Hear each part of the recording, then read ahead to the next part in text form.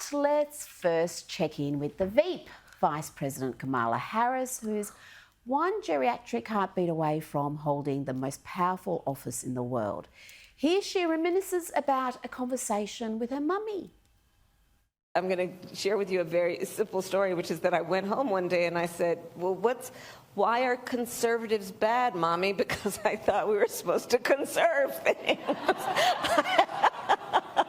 I couldn't reconcile it. Now I can. I mean, come on, that laugh, she can't be serious.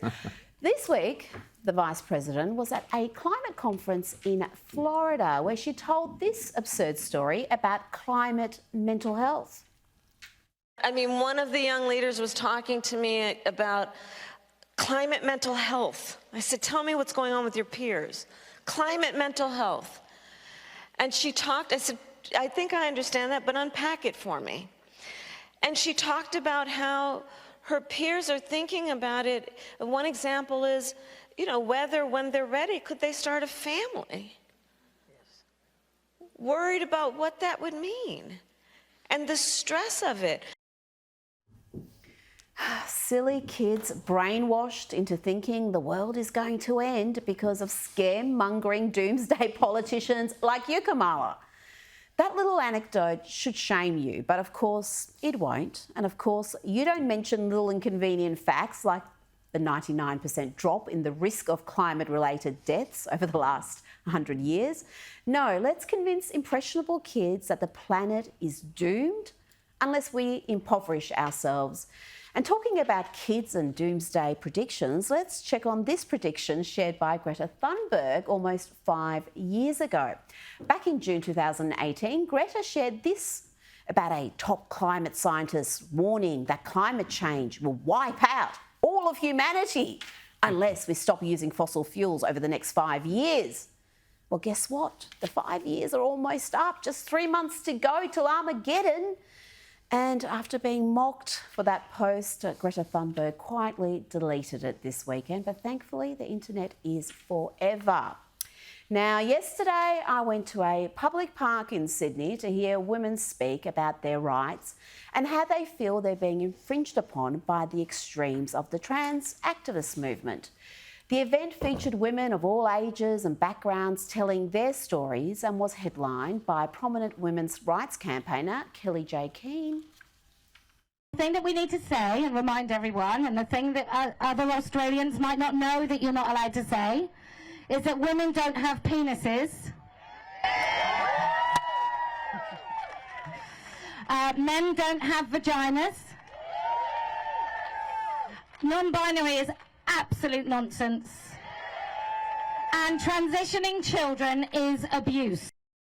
But in Australia in 2023, women can't get together and talk about things like male bodies invading female-only spaces, whether that be bathrooms, changing rooms, shelters and even prisons, or women's sporting competitions, or issues surrounding confused kids being subjected to irreversible treatments. No, any such get-together is impossible without police protection. And there was a large contingent there yesterday, including mounted police, and still the entire event was interrupted by trans activists held back by a line of police who screamed into megaphones, chanted about Nazis and generally carried on like a pack of enraged clowns.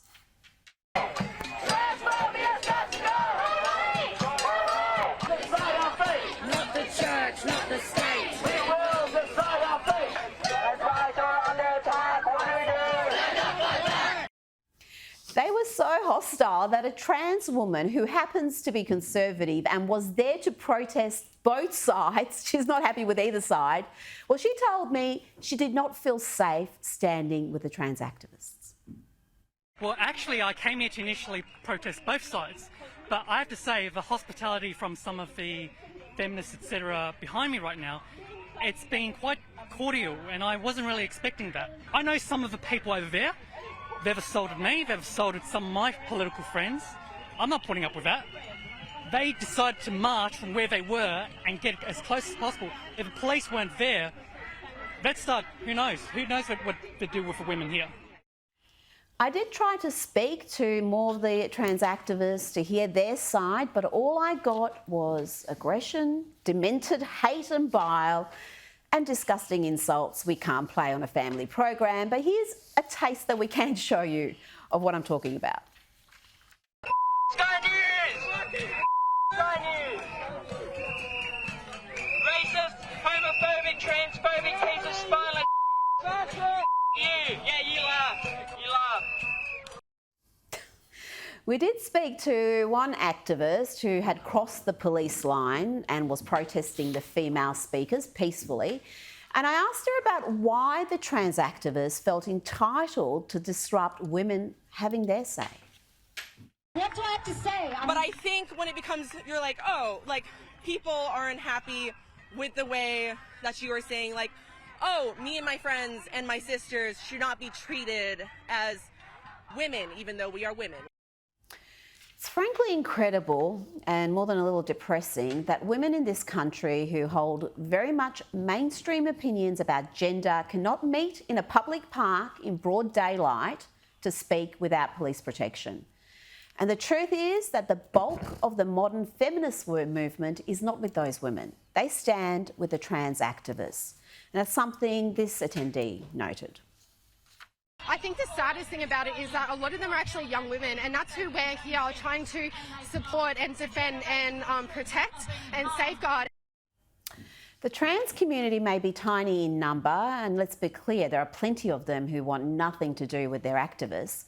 But the reality is that LGBTQIA+ activists have disproportionate power and influence, and not just in academia anymore, but in media, in public institutions, and the private sector. It's time Australian women woke up to what is happening to their rights in the name of diversity and inclusion.